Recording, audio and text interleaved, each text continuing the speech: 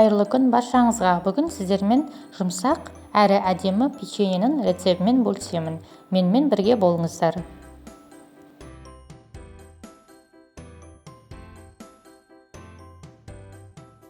Бізге керекті тағамдар: сұйық май, какао, жұмыртқа, қант, тұз, ұн және қопсытқыш. Ең алдымен ыдысымызға сұйық май, қант, какао құйып араластырып аламыз.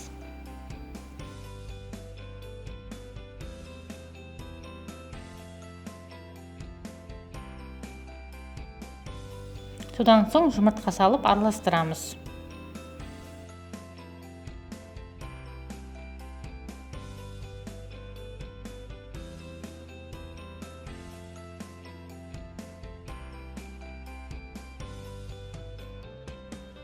Енді ұн саламыз және қопсытқышпен тұз салып, жақсылап араластырамыз.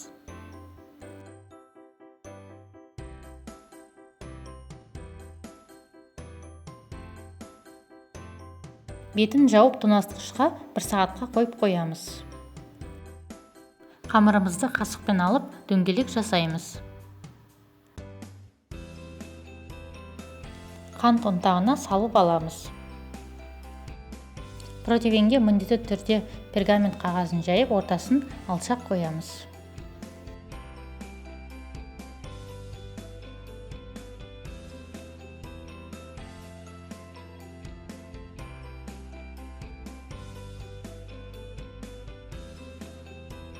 Қызып тұрған пеште 180 градуста 25 минут пісіреміз.